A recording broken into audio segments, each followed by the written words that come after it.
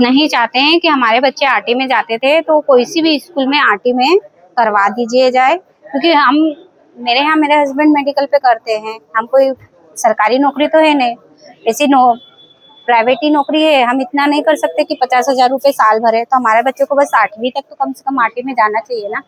तो वो स्कूल यदि बंद हो गई है तो हमारे बच्चों का हम चाहते हैं कि आरटी में हो जाए कोई सी भी स्कूल में। बच्चे कम से कम 6-7 बच्चे हैं, कुछ गांव गए हैं, कुछ की तबीयत खराब हो गई है, इसलिए हम जितने पेरेंट्स हैं हम उतने पेरेंट्स आ गए हैं। हमारे बच्चे 5वीं के हैं, 5वीं क्लास के बच्चे हैं, 4थी से 5वीं 8वीं भी है। तो हम चाहते हैं कि हमारे बच्चों का आरटी में हो जाए, कम फीस हो, या चाहते हम कम से कम 8वीं तक तो फ्री में जाए सरकार।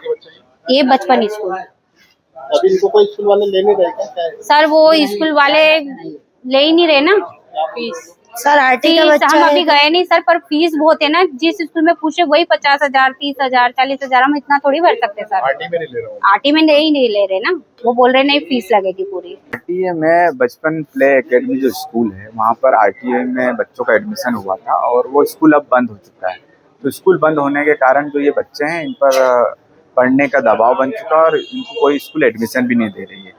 तो आरटी में एडमिशन हुआ था तो आरटी में अब इनको दूसरे स्कूल एडमिशन नहीं दे रही है, तो इनके ऊपर बहुत बड़ा संकट आ गया है। बड़ी मुश्किल से माता पिताओं ने आरटी में इनका एडमिशन करवाया था और उसके बाद स्कूल का बंद होना तो इनको पढ़ाई पर बहुत बड़ा फर्क पड़ रहा है और उन्हें कोई एडमिशन नहीं दे रहा था। तो उसी बात को लेकर हम कलेक्टर महोदय से मिले और कलेक्टर महोदय को हमने आवेदन दिया और इनकी वास्तविक स्थिति बताई। तो कलेक्टर साहब का कहना है कि ऐसा नियम नहीं है कि हम इनको मतलब कोई और दूसरे स्कूल में करा, अब इनको पैसे देकर ही पढ़ाना पड़ेगा।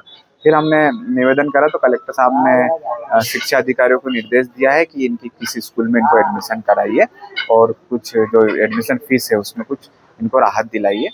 तो अब हम लोग बीआरसी से मिलते हैं और बाकी के आगे की प्रोसेस करते हैं। अगर इन पर अगर कलेक्टर साहब के द्वारा जो कहा गया है अगर वो नहीं होता है तो फिर हम आएंगे और फिर गुहार लगाएंगे कलेक्टर साहब के पास। फीस को लेकर परेशान हो रहा है। हाँ, बच्चों के भविष्य के साथ ही खिलवाड़ हो रहा है ना।